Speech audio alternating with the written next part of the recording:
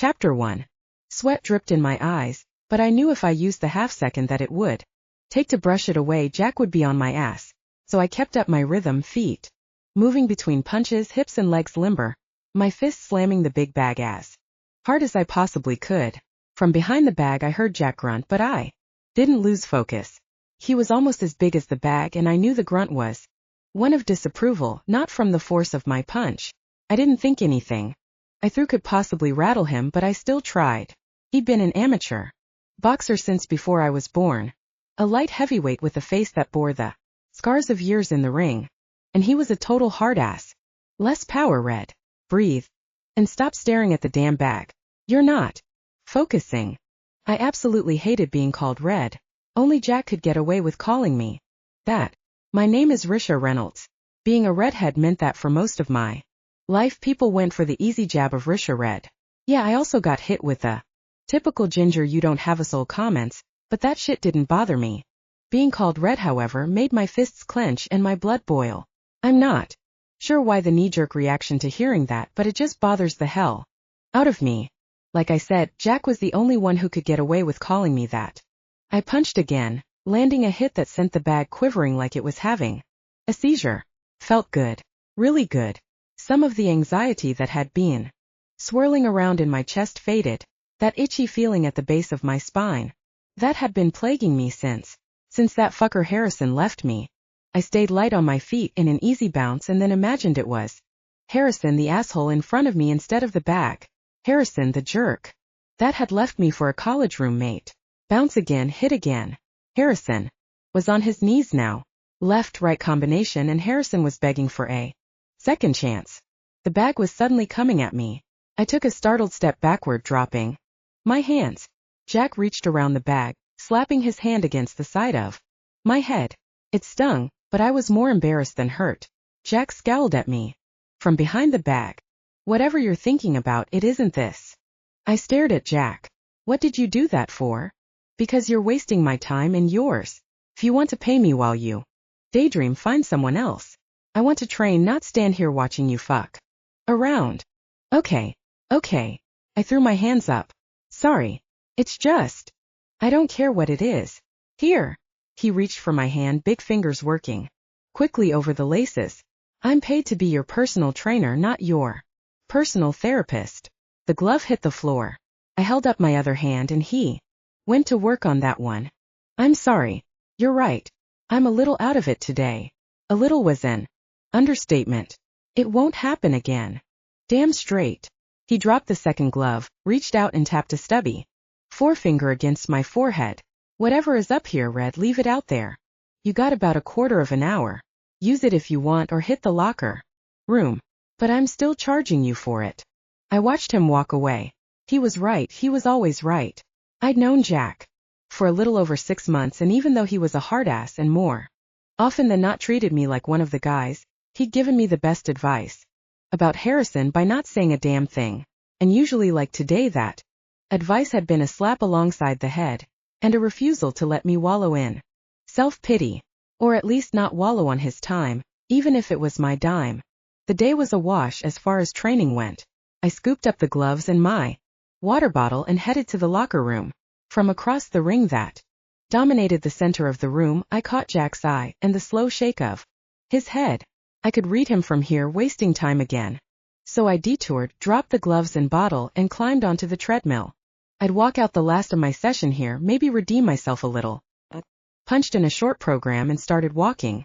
But this was worse than the bag. There was nothing to distract me from myself. I tried watching the guys in the ring and focusing on their motions. The cute guy with the black hair was sparring with someone new, and for a minute I watched them circle and dance, jab and weave. But even that wasn't enough to hold my attention. It drifted again. Back to Harrison. You need to get your head on straight, Risha. Jack was right. To let what happened with Harrison still bother me after all these months was crazy. But he'd been the guy I thought was the love of my life, my soulmate, the man I was going to marry. And I thought he felt the same way about me. That is, until he told me he thought we should see other people. And then topped that off by casually mentioning he was dating my old college roommate. Called it quits. The timer buzzed on the treadmill and I stepped off. The cute guy was gone. from the ring, and Jack had already started training with his next client. Everyone was busy getting on with their lives. I gathered up my gear and headed to the locker room. Jack was right, I needed to move on already. I think getting away is a good idea, but why the middle of nowhere? Can't you get Harrison out of your system at a spa or a resort? Someplace with indoor plumbing.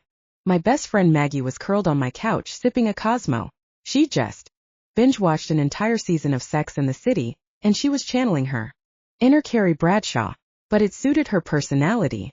She's a girly girl, through and through, and a complete opposite of me. Maybe that's why we've been friends for so long. I like to hike and camp, you know that. I plopped down in the chair opposite her. It's only for a couple days. Nothing's going to happen to me other than bug bites and maybe a case of poison ivy. I took a sip of my beer. I'm just tired of everything that reminds me of Harrison. I'm tired of. I waved my hand in the vague direction of pretty much everything in sight. We'd shared this apartment, and while I'd gotten rid of most of his personal belongings, the things we'd bought together, like the couch I no longer sat on, were silent reminders of him, of us, of what was no more. I need a vacation, and it's been ages since I've gone camping. I miss being out in the woods. And hey, it's a two-person tent if you want to come along. Maggie was already shaking her head. Oh hell no. Not me. I'm a city girl.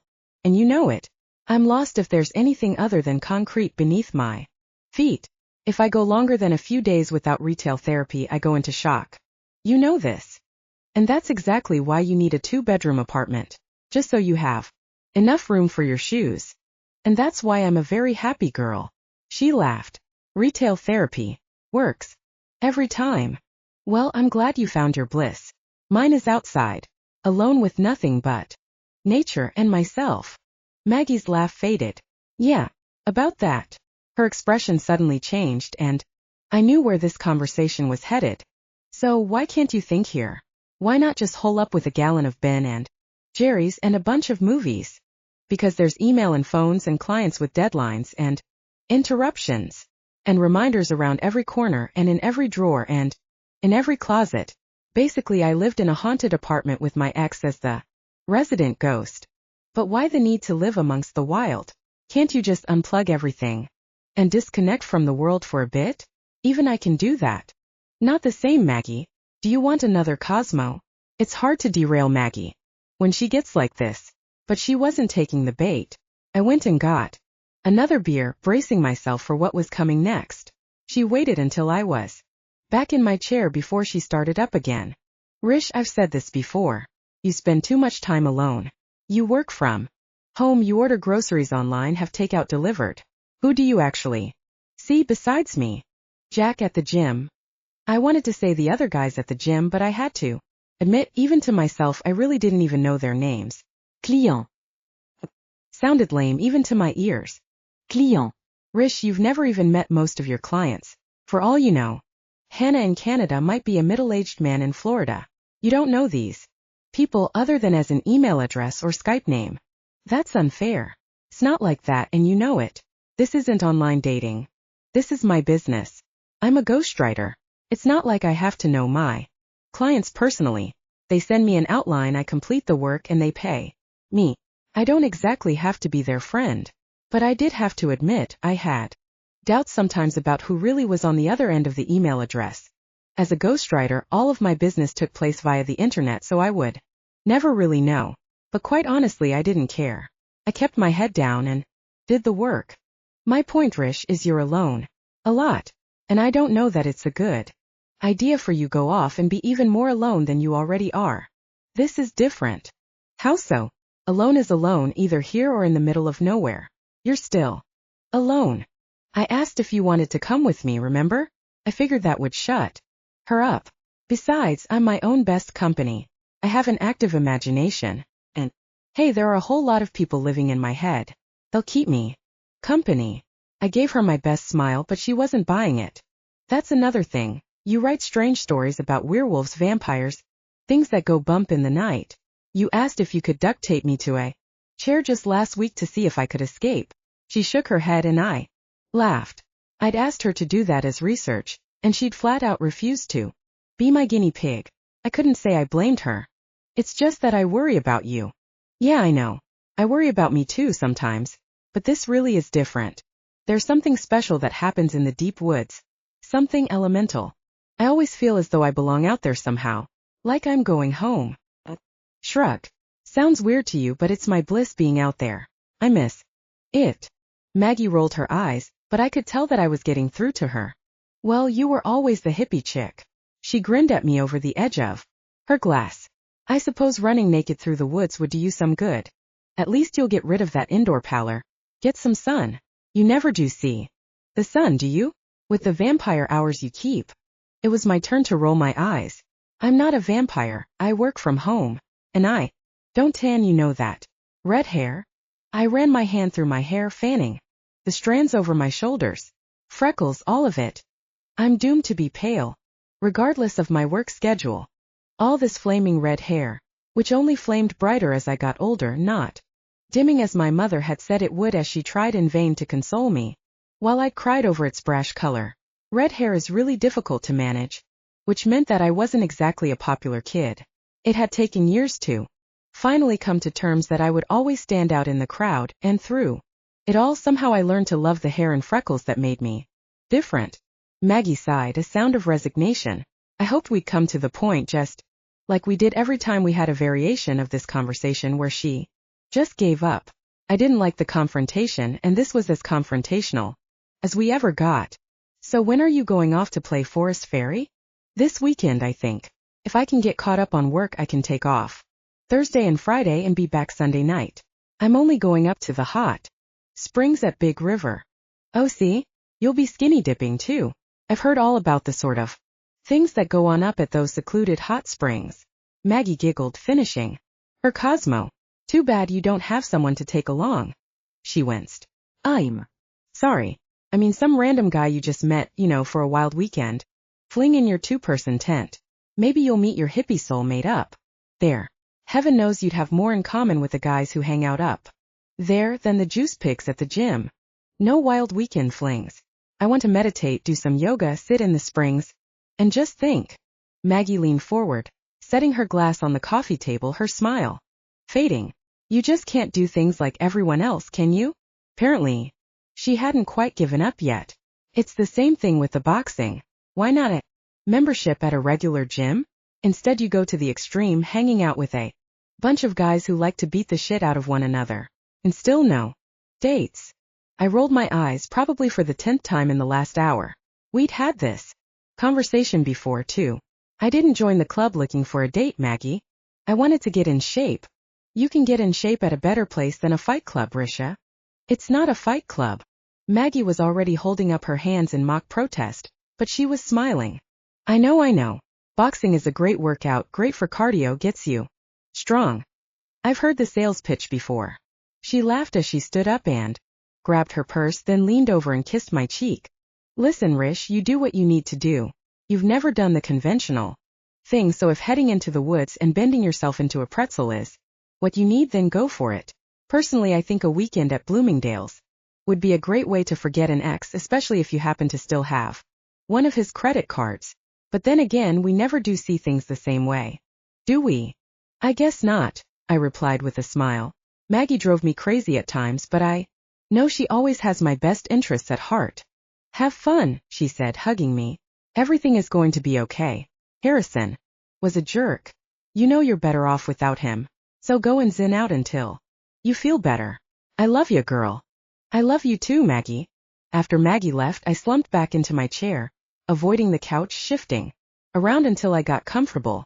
Maggie had known me since grade school. We'd seen each other through boyfriends in college, jobs, and first apartments. She knew me better than anyone, even if it was clear she didn't understand me. But she was right. I wasn't conventional, never had been. And that was fine with me. Chapter 2. I was headed to Big River, which ran down the backside of Black Wolf Mountain. Most of Black Wolf and the mountains around it were part of the Seven Mountains State Park, but the ridge that ran north along the backside of Black Wolf belonged to a huge tract of land over several hundred acres that stretched all the way to the Canadian border, which everyone assumed belonged to a private party. It was crisscrossed with disused logging roads, some that ran up to the parkland, Most were posted with no trespassing signs, blocked off with chains and padlocks, and over the years small trees had sprouted, further blending the roads back into the surrounding forest. There were rumors the land had belonged to a recluse, or currently belonged to a cult, or aliens landed there frequently. It all depended on whom you talked to and on what day and on how much the storyteller had to drink, according to local lore, and then translated through stories that got passed around among hikers who used the springs. There had been sightings of big animals, wolves, mountain lions, bears, bigger than any ever sighted in the park. Most of those stories were told around the campfire, along with a bottle or three of wine or something stronger shared with novice hikers coming up the mountain for the first time. The logging road that ran up the back of the mountain wasn't on parkland, and there hadn't been any logging in the area for decades. It had always been rough, but this year there had been torrential rains and the road turned from washboard to rutted to washed out far below where the trail to the hot springs began. So I parked my car, dragged out my gear, and locked up. Always worried I'd come back to find the car gone, but in all the years I'd been coming here it was always right where I left it. The only problem I'd ever heard about was when a bear had attacked a friend's ancient Subaru to get after some food that had been left on the dashboard. He'd come back from a week in the woods to find the roof torn off the car, and the food long gone. I stopped to look around, breathing in the cool air. I closed my eyes and smiled. It felt like the first time I'd smiled in a long time. Or at least the first time in a long time the smile felt authentic, not forced for a client on Skype or a cashier at the market or a cab driver. It occurred to me that there might be more to think about on this weekend besides Harrison. Maybe it was time to think about the bigger picture rather than just the missing piece to the puzzle. After hiking halfway up the mountain to the turnoff to the springs, I was sweating, breathing hard, and very glad I'd only brought enough in my pack for a long weekend. The idea of setting up camp, kicking back in one of the hot springs as the sun went down, and then having a simple dinner by the fire with some wine was looking more and more enticing. I dropped my pack for a minute, loving that fleeting sense of weightlessness that happened after shedding all that weight. I stretched my arms and rolled my shoulders. This was going to be a great weekend. I would be one with nature, live in the moment, stop dwelling in the past. Maybe I'd come home with my own tall tale from the forest, my own lore to add to that of my camping friends. The forest ahead of me was deep, dark green. I always loved this part. Stepping off the road, out of the sunshine, and into the cool darkness of the woods. It was magical, like stepping into a fairy tale. I thought of Snow White, Sleeping Beauty, and the other stories I'd read as a child. If I could build a house anywhere in the world, it would be here on the edge of the unknown, just over the line from civilization. Not so far over that I'd have to give up plumbing and shaving my legs, but just enough to ease out of the rat race. So I shouldered my pack and took one last look back down the road. There was no one in sight, no other cars, no sounds of traffic, nothing but a lone hawk circling overhead. I felt like I was alone in the world, and that was fine with me. Out of habit, I dug my phone out of my pocket. I had it out and checking for messages before I remembered there was no service up here. Chided myself for bringing along this last bit of technology. I held it for a minute and considered flinging it off the edge of the mountain, but I wasn't quite ready to divest myself of all the trappings of civilization. I shut it off and jammed it into my pocket. The woods were cool, the path covered in pine needles. I was on level ground for the next couple miles, and then I'd find a gentle descent to Big River and the springs. My steps were muffled, almost soundless. I could already feel the tension and anxiety of the past months ebbing out of my body. I was pretty sure by the time I reached the springs, got my little camp set up, and made dinner, I'd be exhausted in a good way. A soak in the hot springs and a little wine, and I'd be too tired in body and mind to obsess about Harrison. And tomorrow maybe a sunrise session of yoga, a nice breakfast, and then I'd sit and think. The pines here grew so close together they almost touched overhead. The path wound in and out of shafts of sunlight, and for a time I was conscious of the difference in warmth against my skin, then the chill as I stepped out of the light. My senses seemed heightened, every detail popping out at me. I started to notice my footfalls, the shushing sound my boots made, the wind above me. Was in my zone, living in the moment. This was going to be a great weekend. Something was off though. The hair on my arm stood on end. I stopped, thinking there was someone on the path ahead of me or behind me, or in the woods. I listened carefully, but the only things I heard were the wind, a few birds in the trees. Maybe I wasn't as relaxed as I thought I was. I did a slow circle, but I didn't see anyone. A bird sang somewhere close by. Another answered. The forest seemed just as it always did, filled with its usual flecks of color. I shook my head, laughing at myself. Maybe I'd turned into a city girl buffered by traffic noises, city sounds, and now freaked out by a little silence. But standing in the middle of the path wasn't going to get me to those hot springs. With one last look back down the path toward the road, I turned around and stopped dead in my tracks. The wolf stood in the middle of the path. It was big, really big, but also amazingly beautiful. It stared at me and I was mesmerized, unable to look away. And then I panicked. Staring at them was a sign of dominance or aggression or something. But I'd be damned if I was going to take my eyes off the wolf. But it didn't seem vicious. Like I would know what a vicious wolf looked like. It looked more curious than anything, standing in the path with its head tipped to the side, dark eyes on mine, as if it were analyzing me. And it was stunningly beautiful, dark fur tipped with silver, big eyes. I stared at him, and he stared back, and for a moment I had the sensation of having my mind read or my soul searched, or the living daylight scared out of me. Hey boy, good boy. Oh my God, my heart was beating wildly in my chest. It tipped its head further. Progress, I babbled on. Oh yeah, good boy. The wolf took a step forward, pink tongue showing in a doggy grin. I took a step back. No one's going to believe this. Oh shit. Take a picture. Slowly. I eased my phone out of my pocket, eyes never leaving the wolf. I turned on the phone, dropped my eyes from the wolf for the split second it took to take the picture, then looked up. The wolf whined, a low soft sound. But what did that mean? Was it camera shy? Had I upset it? Reflexively I clicked off another couple of pictures. The wolf whined again, and I let my arm fall to my side as it took another step forward. Every cell in my body told me to run, but I held my ground.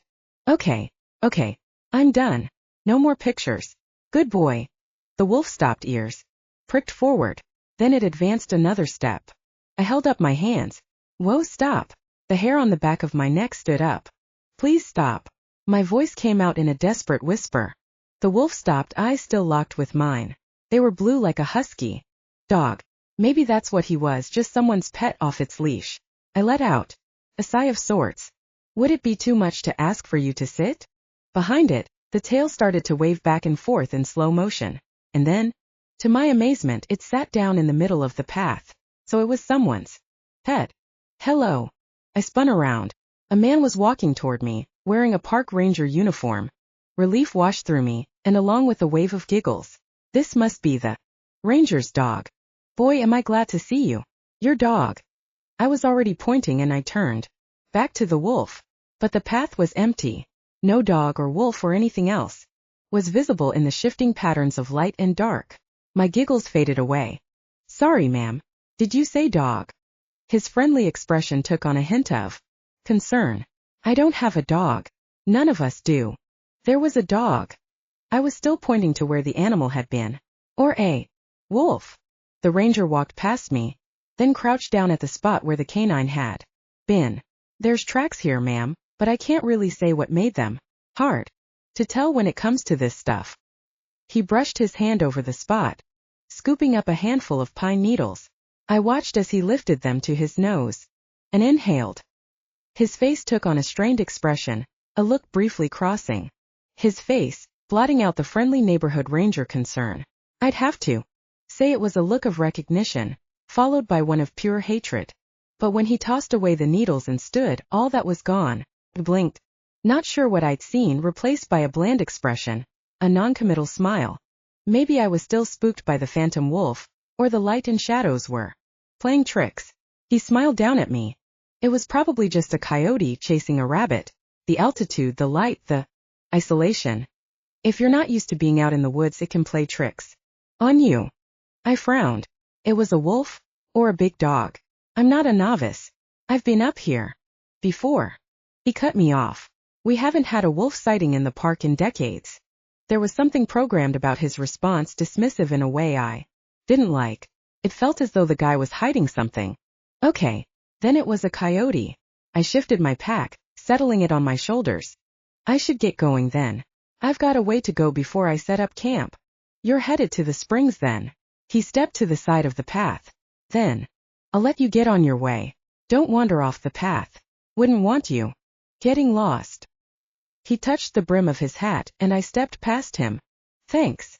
I walked down the path looking down at the spot where Wolf had been. If there had been any sign of paw prints, they were obliterated now. Somehow the disturbed pine needles looked like a broken window in a church. Wanted to put it all back on order. But I walked on. I'd only gone a couple yards when I had the urge to turn around to see if the ranger was walking away. But I knew he wasn't, and I knew when I turned, which I did, I'd find him watching me. And he was. He waved again, still smiling. When he finally turned away and headed back down the path, I let out the breath I'd been holding. Some of my excitement had dimmed after the encounter with the wolf and the ranger. Something tugged at my mind about the whole thing. Something was off. That I should have noticed. It wasn't until I was almost to the springs that it dawned on me. He hadn't been wearing a name badge. And he hadn't told me his name. Chapter 4. The sun was almost down by the time we reached my little campsite, if an abandoned tent and a lone pack could be called a campsite. It was much darker. Beneath the canopy of trees, the pines added a green bulk that seemed to soak up the last of the sunlight. We all had flashlights, and Colt and Jericho made a complete circle of the area. I stood in the middle, a little bemused. I'd never seen anyone do that before, except in rattlesnake country. But we didn't have rattlesnakes here. I chalked it up to idiosyncratic camper superstitions. Nice tent. You want some help setting it up? Colt dropped his pack beside the pile of nylon and fiberglass, picking up the pieces I'd left in a heap. Help yourself. It was what drove me down to the springs. I'd given up trying to puzzle it out. I picked up my pack, ferreting out matches in my fire starter kit. I'll get the fire going. But Jericho already had a tiny flame cradled in a bunch of pine needles, and I watched as he tenderly set it among a pile of tinder, carefully feeding it small twigs, the flame growing quickly. He glanced up, catching my gaze, grinning at me over the flickering flames. I got a merit badge in camping when I was a kid. I see. I dropped the stuff back into my pack. Is there anything you guys can't do? Not if it involves living off the land. Colt stepped away from the tent. It seemed like it had materialized out of nowhere. We've been roughing it in some way since we were kids. Both of us grew up near here, spent most of our time messing around in the woods or getting into trouble. Jericho added a larger branch to the fire. The flames licked around it, turning blue and yellow. Jericho dropped to the ground, leaning his back against the log. He gave me an encouraging smile. Hell, he gave me a smile that could have lit a fire without matches. But I stood for a moment, debating where to sit. Suddenly I was shy, like I was on a blind date, not sitting around the fire with two guys I just had sex with in the hot springs. Two guys who certainly had an effect on me and my libido. I perched primly on the log. I'll round up some more firewood. I just caught a glimpse of Colt as he disappeared silently into the woods. Jericho tugged his pack closer, pulling out a thermos. After a minute he handed me a metal cup. Here. Broad enough for all of us. I took an experimental sniff, then a sip. It was bourbon, I thought. Whatever it was, I was pretty sure it was the strongest thing I'd ever tasted. Jericho stretched his legs out toward the fire. We watched the flames for a minute. Somewhere in the woods a night bird called, its mate answering. Then it went still, and the only sounds were that of the crackling fire. Jericho stretched again, looking up at me over his shoulder. What's your game, Red? You're a good girl. You're not someone who sleeps around. So why the sudden menage in the hot springs? Feel like taking a walk on the wild side. The fire crackled, sparks rising against the backdrop of the dark trees above. That was the deeper black of the sky, brilliant stars, pinpricks in the dark. The fire caught Jericho's eyes, and for a startling moment I swore they glinted red. I blinked and blinked again, but the moment was gone. I'm not. I shifted on the log, took another sip of bourbon. Burned like proverbial fire. I swallowed hard, tried not to cough, and wasn't entirely successful. The last thing I wanted to look like was a lightweight in front of these guys. There was something about them that brought out my Competitive edge among other feelings or urges or desires. I shrug, trying for nonchalance. Like this is normal for me. Sex in the afternoon. Drinking the hard stuff at night. Let's say I stepped out of my life for the weekend. I looked down at Jericho, but he was staring into the fire, for which I was profoundly grateful. I wasn't sure I could stand that piercing gaze at the moment. I needed a change, needed to do some thinking. I'm all for getting away from it all, looking inward, doing a bit of soul searching. And for you, if that means a weekend fling, so be it. He took a swallow of his drink. Anything I can do to help you? He glanced behind me. I turned to see Colt materialize from the forest carrying an armful of firewood. Anything we can do to help? Just let us know. Help who? Colt dropped the wood, grabbed a branch and added it to the fire. Red. She's on a voyage of self-discovery. I told her we're here for her. Colt crouched in the glow of the fire, poking it with a stick. The fire roared briefly, then settled back. I caught the smile on his face and was eternally grateful for the darkness around us, and that if either of them noticed my blush, they'd think it was a rosy glow from the fire or the fire of the bourbon. Both of them had already gone a long way to helping me do whatever it was I'd come here to do. I don't want to pry, but there must have been something that prompted this weekend away. Care to share? I took another sip of bourbon. It was kind of growing on me, the warmth sliding through my body. The last little bit of shyness melted away. There was no reason not to tell these guys the reasons I was here.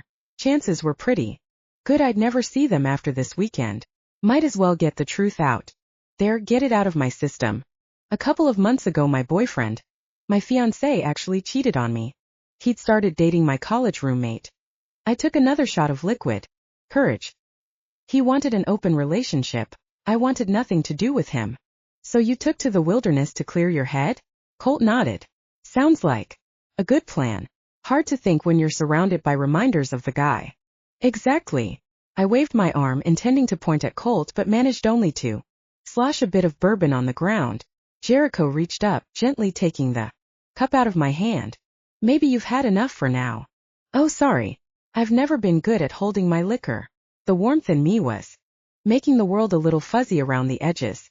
It was a pleasant fuzziness. And I had some wine before. Jericho laughed, a nice sound. I could get used to that sound. It's okay. You just do what you need to. We'll watch out for the big bad wolf, make sure you're safe while you sort out your life. Oh hey, that reminds me. Did you guys see a wolf today? A big black wolf. Don't know if it was bad. I reached behind the log, digging in my pack for my phone. Here. I took pictures. I flipped open the phone, scrolling to the shots of the wolf on the path. I leaned forward and held it out so the guys could see it. See. I flipped through the photos. The first one was clear. The rest wouldn't win me any awards. He sat when I asked him to, but I didn't get a picture of that. I thought he might have been the ranger's dog, but the guy said. I got the feeling no one was listening to me. I glanced at Colt, then to Jericho. Neither were looking at me or the phone. They were looking at each other, and the look they exchanged was one I couldn't miss, even in my happy state. Something was wrong, very wrong. You did see it, right? I slumped on the log, then slid down onto the ground between Jericho and Colt. I think the ranger thought I was crazy. Ranger. Jericho's voice had an edge to it. What ranger? Colt coughed, then turned away as he fumbled for something. Yeah, Jericho. There was a ranger. His voice was muffled. I turned to Colt. Were you on the path ahead of me? You must have been if you saw him and then showed up at the springs when you did. Or did you say you came from the other way? Wine, bourbon, and the afterglow of sex had muddled my recollection of what he'd said when we first met. Yeah, I saw the wolf. Colt sat up, absently poking the fire. I saw the ranger. Jericho tensed beside me, leaning forward to look past me at Colt. Were you going to tell me? Or just wait till he showed up here? What the hell were you thinking? Or you weren't thinking, were you? I sat perfectly still between the two of them, confused, the fuzzy feeling fading. The air was charged with tension, everything changing. I wasn't exactly scared, but I was no longer drifting in a comforting haze of alcohol and sex. What did I say? Did I say something wrong? The tension held for a moment, then shifted. Whatever was going on between them they'd let it go at least a little. Jericho finally stood up, making a point of stretching, even though I knew he was far from relaxed. You're fine, Red. This is between Colt and me. Nothing to do with you. You're not going to fight or anything, are you? Jericho moved around the fire, heading for the trees. No, just guys being guys. No fighting. I'm going for more firewood. I relaxed bit by bit. Maybe in my muddled state I'd misunderstood whatever had just happened. So you did see the wolf? Big black blue eyes? I looked into Colt's blue eyes at his dark hair. It had dried now and it curled around his shoulders. In the light of the fire it looked tipped with deep red. But in the sun, would it be tipped with silver? Colt turned to me. Big black wolf. Yeah, I think I've seen him before. I stared at him, almost unable to look away. Blue eyes, black hair. You've heard the stories, Red? The legend of Black Wolf Mountain. The rest of it, the territory to the north, all the wild stories. I nodded, not looking away, unable to even if I wanted. But I didn't want to look away. Felt like I could look into those eyes for a long time, forever. If only. So do you believe them, the stories you heard around the campfire? Colt reached out, winding a strand of hair through his finger, tugging lightly. You know, I could really fall in love with this hair. Obsessed much? Yeah, pretty much. Is that a problem? I shook my head, leaning toward Colt, following my strand of hair. His gaze slid down to my lips, a look so sexy I almost felt the caress of him against me. Swoon was never a word I'd have used to describe how I felt with a guy. Before this, I closed my eyes, swooning. But his words tugged at me and I stopped leaning forward, stopped swooning. He tugged on my hair, but I pulled back, the strand held taut between us. I opened my eyes. Wait. Stop distracting me. You asked if I believed in the stories. What stories? Red. Risha. There's something you should probably know about me and Jericho. Something that might change how you think about us. Oh, okay. Married? Girlfriends? I thought we covered all that. He let go of my hair, watching it as it fell against my shoulder. It's not what you think. None of that. The instant his eyes met mine, I knew it, in my heart, in my soul, in every cell in my body. I went cold, then hot, then felt that swooning feeling again. Only it was more sickening than sexy this time around. You're the wolf. He didn't answer, didn't have to. It was written clear on his face. My heart took off like a racehorse out of the gate, and I dug my fingers into the sandy dirt under my hands. This was worse than a girlfriend or a wife. Oh my fucking God. It's okay, Red. Really. I'm not the big bad wolf of legend. Neither is Jericho. That snapped me out of wherever my head had gone. Jericho? He's a thing. Like you. Don't say it like that. We're not things. He actually sounded hurt, and I actually felt bad for. What? Insulting his heritage? Then what are you? Right now I'm just a guy. Like I was before at the Springs. Just a guy. Sitting around the fire, enjoying your company. Then who or what were you before? On the trail. That was also me. Only in wolf form. We call ourselves shifters. We can change shape. And in our case it's from human to wolf and back. Are you serious? This sounds crazy. I could barely breathe, my head swirling. In colors of black and gray, and I felt as though I might almost pass out. I looked closely at Colt, at the face of the man who I'd had sex with just a few hours earlier. I thought having sex with a stranger was way outside my comfort zone, but what he just told me pretty much blew all that right out of the water. My instincts kicked in and I felt just like I did on the path. The urge to run was almost overwhelming. He was either telling the truth or he was completely and absolutely insane. At the moment either or both was just as chilling to think about. But this wasn't the wolf. Or it was. But it was also Colt. And I happened to like Colt. I liked Colt very much. It was obvious the dynamic between us had changed. The light-hearted banter was gone. The sexual tension was still there, but it was overlaid with something a lot like fear. Okay, so let's say I can suspend disbelief long enough. You're a wolf in human clothing. He cracked half a smile. You could say that. It's a little more complicated. There's a history with Jericho and me, and a backstory that's a bit long in the tooth. His smile widened. Sorry. Couldn't resist the pun. I managed something of a smile, I think. I wasn't sure. Most of me felt numb. Why were you a wolf when I saw you? I wasn't sure who you were yet, friend or foe. When I'm in wolf form I see things differently. Literally. My senses are heightened: smell, hearing, sight. I get a better view of who I'm looking at. A more accurate view in most cases.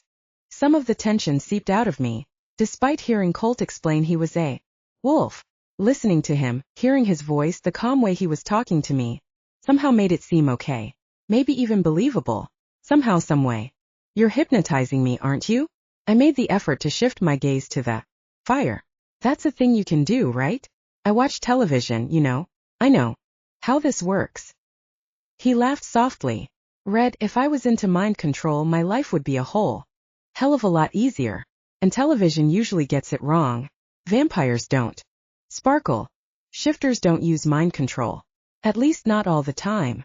He stretched his arms over his head. Believe me, life as a shifter isn't easy. This has been one of the better days of late.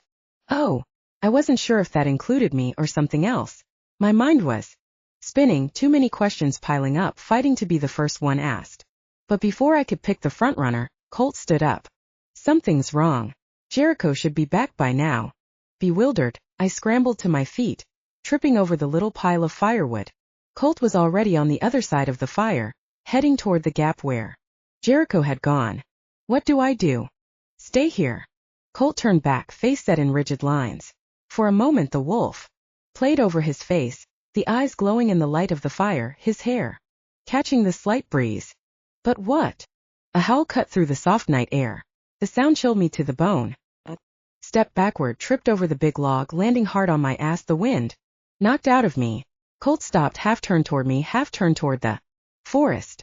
If he saw what was coming out of the forest almost on top of him, he never flinched. All I saw was a ball of gray fur wrapped around what looked like a big rag doll. I screamed and struggled to sit up, to catch my breath, to get my bearings. For a moment everything was obscured by the fire, the figures blurred, red-tinged. I finally got to my feet, and what I saw wasn't any less chilling from that vantage point. The figures separated, the rag doll taking the shape of the nameless ranger. The gray fur resolved into another wolf. From the way Colt swung around, teeth bared at the ranger, eyes narrowed, I knew this wolf wasn't just any wolf. This was Jericho. The ranger and Jericho faced off briefly on either side of the fire. Jericho snarled, exposing brilliant white fangs, advancing stiff-legged around the flames. The ranger crouched, moving in the opposite direction, keeping the fire between them. There were rips and tears in his khaki uniform, some of them edged with blood. Colt looked strangely hesitant, poised halfway between Jericho, the ranger, and me. I realized a split second too late that the ranger and I were on a collision. Of course, he realized it a split second before I did. I went left, he went right, but I couldn't avoid him. He slung an arm around my neck, pulling me against him. He smelled awful, not just of dirt and sweat, but of something rotten. Wondered vaguely if he was some kind of shifter as well. But it was getting hard to breathe, and the world was going gray and fuzzy. I struggled, but the man was much stronger than I was. Struggling just got harder and harder, so finally I gave up, concentrating on breathing. And even that was getting harder by the second. Let her go, Weatherly. She's not the one you came for. Yeah, but she's the one I've got. Ranger Weatherly jerked me upright so hard my feet left the ground. That just made everything worse, made breathing next to impossible. I went limp, not by choice but because I had no choice. Back off. And call off your dog, Colt. You know what I want, why I'm here. And if I can't have you, then I'll take this one. You know I can snap her neck in a heartbeat. Something cold tickled the skin below my jaw. Colt's eyes narrowed and Jericho whined. I guess Weatherly had added a knife to the mix to back up his promise to break my neck. The world was really going black now, the ranger's voice getting faint. My head fell to the side, and through half-closed eyes I saw Colt on the other side of the fire. Jericho stood by his side. Their expressions were identical. Anger mixed with fear, mixed with confusion. Those weren't looks that instilled confidence in me. But I couldn't blame them, didn't blame them. I tried to tell them that, tried to talk, tried to send telepathic messages. I was leaving the conscious world. And the last thing I wanted them to feel was responsible. Silly thought. Chapter 5. I jerked awake. My neck hurt and I tried to lie still until the zings of pain in my body stopped, not sure what, if anything, was broken. I tried to open my eyes, then realized they were open but I couldn't see. For a really long, horrible moment I thought I died and this was purgatory that I was stuck in. A place where I was unable to see or hear or speak. But then I realized I wouldn't have this much pain if I were dead. Slowly bits and pieces came back. To me, the fire of Colt and Jericho sex, the ranger. Weatherly. It occurred to me that I finally knew his name. I was on something more or less soft and something was stuck in my mouth. So I was blindfolded, gagged and lying on a smelly mattress. And I was alive. Hey, you're awake. The voice was close, sounding absurdly happy about the fact. I jerked again. Another wave of pain shooting down my arms. My hands were tied behind my back, but I could wiggle my fingers. They worked. The pain meant I was alive and that even if I was injured I wasn't paralyzed. It might have been a small thing, but I was suddenly very happy to feel pain. But why Weatherly had me, and what he intended to do, that I wasn't very happy about. Let's get better acquainted. Hands touched me, my face, pulling my hair hard enough to make my eyes water. I grunted. I was pretty much over reveling in pain now. All I wanted was to see and to be able to sit up. The blindfold came off. I looked up at Weatherly. I wanted to laugh, which was impossible with the gag. Weatherly looked far worse for wear than I felt. Whatever happened before they tumbled into the clearing, Jericho had gotten in few good scratches and bites. Weatherly's uniform was shredded in places, the edges caked with dried blood, torn skin visible beneath a few of the bigger tears. And if he smelled bad before, he smelled even worse now. Sweat, old and new, dirt and blood. And I sensed the sharp tang of fear on him. Not a pleasant combination. But what the hell did he have to be afraid of? I was the one tied up and gagged, not him. Weatherly wrenched the gag out of my mouth, pulling my hair again, my scalp aching. I glared up at him, mustering up as much bravado as I could. Listen, Weatherly, I don't know what your game is, but I'm pretty sure Colt and Jericho aren't going to just let you take me. They're probably on their way. Here right now. At least I hoped they were. How much loyalty did an almost stranger garner? I'm sure they are. And that's just fine by me. The more the merrier. What do you want with me? The whole disjointed conversation by the fire, the part about Jericho and Colt, all that could wait. I wanted to know what my part in this was. And I wanted him talking so I could find a way to get my hands free or get him to untie me. I wanted to take a swing at him so bad I could taste it. I don't want you, or I didn't, until I saw you on the path. But then that damn wolf showed up. He loomed over me for a minute, then must have decided it was awkward, bending over to glare at me. Grabbing my shoulders, he yanked me upright. I had no balance, wavered from side to side, and then fell backward, my head hitting the wall. I closed my eyes as a new pain added itself to the mix. The wolf showed up. I heard a footstep and opened an eye, watching as Weatherly turned, pacing across the small room. Gave me a chance to look around. There wasn't much to see. The room was bare, just the mattress I was sitting on, a few chairs sitting at random angles, a table shoved in the corner. All in all, not someone's permanent residence. Probably a deserted rental cabin from the 50s, long forgotten, long abandoned. Perfect place to keep a hostage. The wolf showed up. The wolf I was after, one of them anyway. So why bother with me? Weatherly paced a few steps toward the door, twitching open the tattered curtain that hung on the window. He stared out into whatever was out there. Whatever he could see in the dark. Then it struck me. He was a wolf shifter. He could see in the dark just like Colt and Jericho. And that meant he could change just like they could. And with him as a wolf I didn't stand a chance. I wiggled my hands, turning my wrists. The rope bit into my skin, burned like hell. But I thought there was some play in them. Maybe it was my imagination. But it was the only thing I had to hold on to right now. Weatherly moved to another window, looked out, then turned back to me. Froze, my wrists screaming in pain. My shoulders rotated at some unnatural angle. Something changed in the way he looked at me, something darker crossing his features. You were going to be collateral damage at first. Get you out of the way.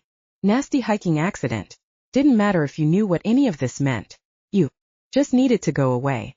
But then you hooked up with those two. How the hell did that happen?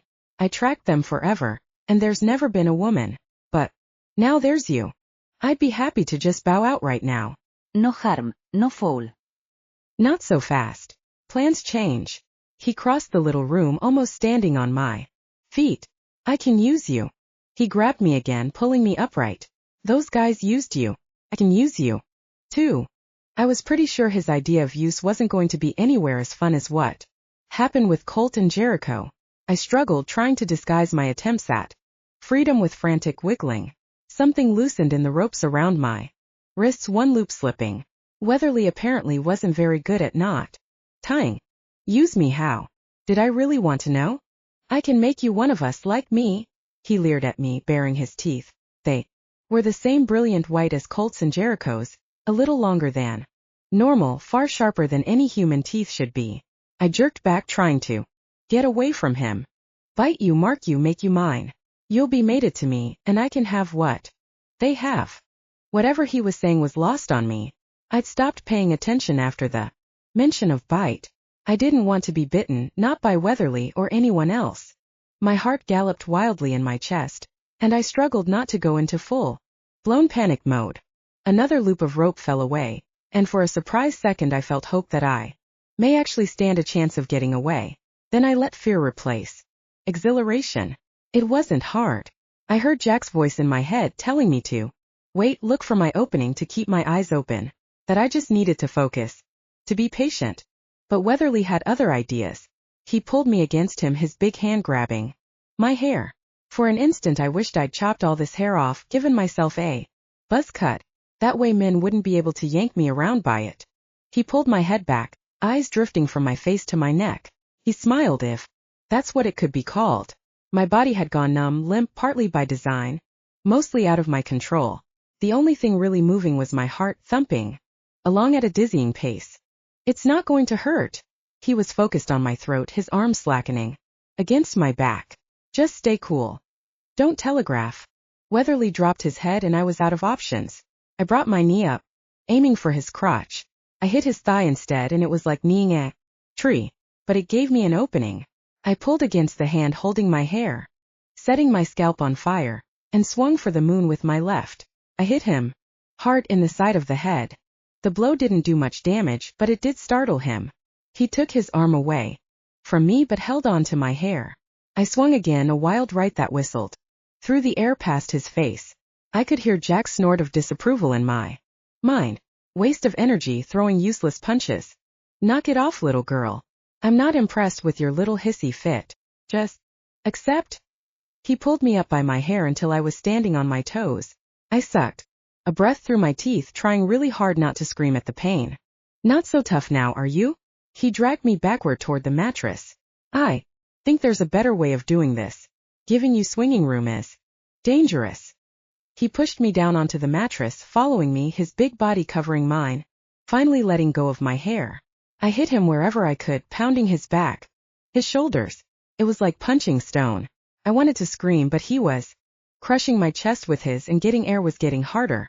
I brought my knee up again. This time I connected with something that brought a reaction from Weatherly. He grunted, his hand stopping in the middle of the act of tearing off my clothes. I tried again, but Weatherly reared back, slapping me across my mouth. I tasted blood, and for a horrible moment, everything went black. You know, I like a fighter, but this is ridiculous. You're being downgraded to collateral damage again. Weatherly fumbled at his belt, and the cold sharpness at my throat snapped me back to reality. I've been chasing these bastards long enough. They're the last of their clans, and I'm the last of mine. They've taken everything from me, my land, my clan, and left me out in the cold. I'm tired, and I'm tired of you. You're not worth making a mate. You'd be nothing but a thorn in my side. He slid the knife against my throat, and for an instant I wondered if he was joking or if this was just some weird sort of foreplay. But he pulled back, grinning, a terrible expression full of lust and hate, and so many clashing emotions that I had to look away. I tried to turn my head, and then I felt the warm rush of blood seeping from the place he'd cut me. There. Just lie there and die. He pushed off of me. I wanted to sit up, to scream, to do something, but a tiny part of my brain told me I was probably better off just being still, and for once I listened to that little voice. I reached up, almost tenderly touching my neck. When I pulled my hand away, there was blood, so much blood. Too much blood, it seemed. I closed my eyes, putting my hand over the cut, praying to every deity I could imagine to let me live to end this nightmare. The door crashed inward, and I opened my eyes, watching as it shattered into 1,000 rotten splinters. Behind it was Colt as wolf, followed by Jericho as human. Colt shook himself briefly, eyes locked on Weatherly. Weatherly still held the knife, and he rushed the wolf, bring the knife around in a big arc. It all looked like slow motion. His footing is off, wild punch won't connect. It didn't. Colt ducked easily, coming around, snapping at Weatherly's legs. He bit hard, teeth sinking into Weatherly's thigh. Blood ran down his dirty uniform, mixing with old blood and dirt. I took grim satisfaction that Weatherly was bleeding too, but I didn't have the energy to do much more than think about it. Jericho circled Colt and Weatherly, kneeling beside me. Weatherly's grunts and Colt's growls filling the air. Jericho met my eyes, and it was pretty clear from the look in them that what he saw frightened him. I smiled, or tried to sit up. Stay still. Jericho's voice was low. Just stay still. There was a crash behind Jericho, and I didn't stay still. I wanted to watch Colt, to know he was okay. Jericho sat down near my head. He'd torn off his t-shirt and held it to my neck. I wasn't sure if it was to stop the blood or keep from having to look at whatever damage Weatherly had inflicted. Weatherly was down on the floor, Colt standing on his chest. One massive front paw held down Weatherly's arm, now a bloody and torn appendage, but still clutching the knife. The other paw was on Weatherly's neck. I gave a silent cheer at the sight of it. Give it up, Weatherly. You're done for. Jericho's voice seemed far away. Really far. The room's perspective seemed stretched somehow. Blood loss, you're losing it, hold on. Fuck you. Fuck both of you. And your Hellcat. For being pinned by a wolf. The man had spunk. Colt growled, shoving his face into Weatherly's. I was pretty sure the growl was a returned fuck you. Then he lunged. Don't watch. Jericho reached down, covering my eyes. I closed them, not because he said so, but because it seemed easier this way, to just lie here and rest. Suddenly I was tired. Sleep, just go to sleep. There was a terrible crunching sound, and a gurgle that filled my ears. Then there was nothing, just the sound of my heart beating out its last rhythm. At least you met some cool guys. Had a good weekend. She's not going to last long. We can't take her back to the cabin. That was Jericho, my blonde Viking. There was a snuffle and a wet tongue licking my hand. I opened an eye, almost on the same level with Colt. He nudged me again, whining low in his throat. Wanted to tell him I was sorry, that I wished I'd met them under better circumstances. Maybe when I wake up. Colt, you gotta do it before it's too late. There was movement, someone lifting me, holding me upright. I opened my eyes to see Colt beside me. He nuzzled my face, his wet nose in my ear. I wanted to laugh because it tickled, but it seemed like a whole lot of work.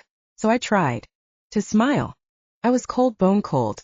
I knew I was more or less sitting on Jericho's lap, that his arms were around me, but I couldn't feel anything. Not the warmth of his embrace or the solid presence of him behind me. Seemed like everything was growing colder around me, and I half expected to see my breath. But it was still summer. Colt's muzzle brushed against my neck. He whined again, a tentative sound. Do it now, Colt. There was a blinding flash of pain. I squeezed my eyes shut, trying to scream, succeeding only in making a muffled groan. Then again, more pain, and Colt's body pressing me back against Jericho. What the hell were they doing to me? They were supposed to save me. Heat flooded through me, intense, almost unbearable. I could feel everything. Arms, legs, fingers, toes. In a way that I really didn't like. It was like being dumped head first into one of the steaming hot springs. I wanted out of my skin. Red? Hey, can you open your eyes? Look at me. I forced my eyes open, looking up at Jericho. Yeah, okay. The room was brighter now, things coming into focus. But there was a roaring in my head that made his words garbled, indistinct. Can you hear me? I nodded. Yes. His voice only made the roaring louder. I'm okay. Just don't talk right now. You're not okay. But we need to get you to our cabin.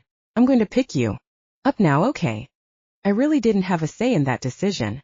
I was lifted in the air, flying. I thought, even though I knew that was impossible, people didn't fly. But then we were out in the forest, the cool air a blessed relief against my feverish skin. Maybe I was dead. and an angel flying through the forest. Closed my eyes again, or they were still closed, I wasn't sure. I decided I'd completely lost it and that taking that nap now might be a good idea. I let go of reality and let myself go someplace else, someplace far away. The roaring faded and everything went silent and black. Chapter 6. Everything was silent. The roaring in my head was gone, replaced with a migraine. I could tell without opening my eyes that it was light outside. But eyes closed were fine for right now. I was in a bed, so that must mean I was in Jericho and Colt's cabin. Some snippet of conversation came back, something about bringing me here. After what? Oh geez. After Colt had killed Weatherly. After Weatherly had tried to kill me. And come damned close. I reached up, touching my neck. There was a bandage wrapped around my throat, a really big bandage. Weatherly must have done quite a number with his knife. I let my hand fall back onto the bed. Hey, you awake? I opened my eyes enough to look toward the voice, toward Colt. He stood in the doorway, hair pulled back in a low ponytail. I smiled. Yeah. My voice came out a weak little croak. I'm awake. He crossed the room and sat on the bed. You've been out for a few days. He took my hand, chafing my fingers in his. We're glad you're back with us. Me too. I tried to sit up, but my body didn't really want to cooperate. Here. You're going to be weak for a while. Colt helped me sit up, propping pillows behind me. Better.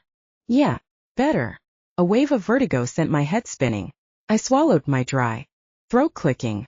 Can I have some water? Yeah, okay. Here. He poured a glass from a pitcher on the bedside table. Drink slow. Your throat's probably a little bruised. The water was cool, felt like heaven, but he was right. It reminded me of having my tonsils out as a kid. All the ice cream you want, except you can't swallow it. What happened? I handed him back the glass. Hey, you're awake. I looked past Colt at Jericho. He smiled, crossed the room and sat on the other side of the bed. Same thing, took my hand, held me as if I was made of fine china. She wants to know what happened. I wasn't that out of it that I didn't catch the glance between the guys. There was a long moment of weighted silence. Jericho finally blew out a sigh. Yeah, okay. It's complicated. I don't know what Weatherly told you. He said a lot of stuff about you guys, none of made much sense though. I got the feeling he thought you two had something he wanted. And then, the feel of the knife was back, the pressure, the non-pain of the cut. He wanted me, but then he didn't. I shrugged, at a loss to really explain anything else. Colt nodded. Weatherly's been after us for a long time. We live here on family land, Jericho's family, to be honest. The land that's not part of the park was raised on the other side of Black Wolf. The mountain's named after my clan. But shifters lead a very dangerous life. Even on land that's pretty inaccessible. Weatherly's from north of here. Long story short, clan rivalry. Clan betrayal. Jericho and I teamed up. Weatherly decided he'd rather be the proverbial lone wolf than join a clan that's not his. So he's was a shifter too? I was relieved that I used the right term. This time. Yeah, we're all that's left of 3 different clans. I think being alone took a toll on Weatherly, sent him off the deep end, into some dark place that he couldn't get out of. There was some really nasty stuff that happened in his clan near the end. It wasn't good from what we heard. What happened to your families? It hurt to talk, but there were questions I wanted answers to. You're the last of your clans? Jericho nodded. Yeah, we're it. We decided a long time ago that 2 against the world was better odds than going it alone. This land, my clan's land, never been part of the park. Goes back a long, long way in my family. Further than even Colt's claim to his lands. The deed's structured in a way that whoever occupies the cabin, as long as they can prove they're part of the family, owns the land. Someone was smart a long time ago. He gave me crooked smile. Smarter than the average wolf, I guess. Colt wasn't so lucky, though. Or Weatherly. My family's land ended up being taken over by the state. Eminent domain. Turned Black Wolf into a park. I still think of it as my land even though it's full of hikers and backpackers. Ruffles my fur to see them present. Company excluded. He squeezed my hand and smiled at me, and I squeezed back. Thanks for that. So he's been after you just because? Because he could, because he'd gone round the bend? Because he was jealous? Wanted something he thought was better than what he had? Who knows? Weatherly was just plain crazy, either from isolation or because he drove himself there on his own. The man was full of hate. Colt shifted on the bed so he was sitting beside me. I moved a little, sharing the pillows. Jericho took the cue and sat on the other side. Sandwiched between them, I felt safe and warm and less out of my body than I had. But something was still off. So Weatherly tried to kill me, right? With a knife. Yeah, Colt said. We got there too late. And saying we're sorry is never going to make that better. Jericho squeezed me hard enough to almost pull me over. We messed up big time. But we'll never do that again. You didn't get there too late. You got there in time or I wouldn't be here. Right. I touched my neck again. You saved me. From the silence between them, I knew there was more to the story. Colt was the first to say anything. About that, you're right, we saved you. It wasn't exactly what we'd planned, but it was the only way to save your life. Something inside of me clicked, words that Weatherly had said coming back to me. He said he was going to bite me. Bite me, mark me, make me his. Sounded like a demented chant. What did he mean? Red. Colt coughed, started again. Red, to make someone who isn't a shifter into one we bite them. Bite them while we're shifted. Does more than just make you one of us. It also can save someone. Like you. Save me? From Weatherly. No. Save you from dying. Weatherly cut your throat. You were bleeding to death when we got there. The only way to save you was to change you.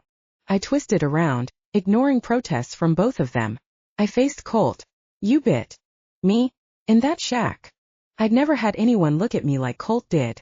There was a hopelessness to that look, but there was something beneath that, a stubbornness that said he'd do it again given the chance, and a lift to his chin that dared me to challenge what he'd done.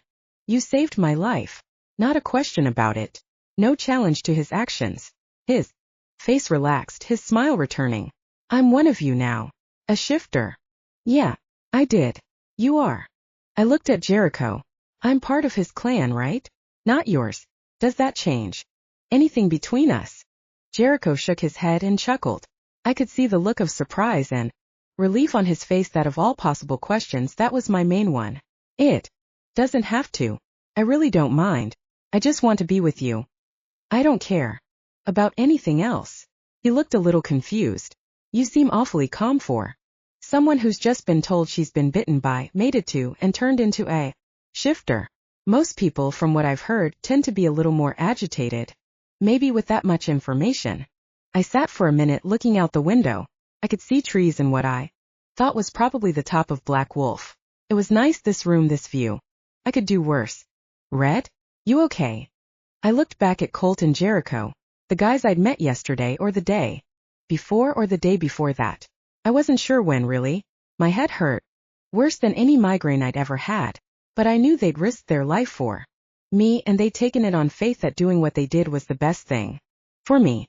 It seemed only logical that I'd take it on faith that it was the right thing. If you haven't figured it out by now, I'm not like most girls. That got it. Laugh from Colt and a sound from Jericho that just made me shake my head. Could be that I'm a writer. I've written stuff that's stranger than fiction. Although this is right up there with strange. But I've thought about what other kinds of lives would be like. Obviously I thought they were all fictitious, just stuff I made up. This is like finding out the fairy tale is real. I sank back against the pillows. Exhaustion swept through me like a summer breeze. I yawned, a rather inelegant gesture, considering. I'm tired. Is that normal? Jericho slid out from beside me. Yeah, you did lose a lot of blood. And Colt's bite was on the aggressive side. Hey, I've never done this before. And it wasn't under ideal circumstances. He sat up, easing me back onto the pillows. I sank into them, breathing out a sigh. I could feel consciousness dissolving, sleep taking over. Just rest, Red. We'll be around checking on you. If you need anything, just let us know. How will you hear me? I closed my eyes. Hands tucked the blankets around me. Pulled the curtains and doused the bedside light. Red, we're wolves. We can hear you breathing.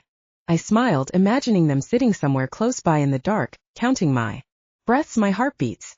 For others it might seem creepy, but it put my mind and heart at ease, and I fell asleep knowing I was safe. Chapter 7. There were noises, crashing, things breaking. The scent of rotten wood.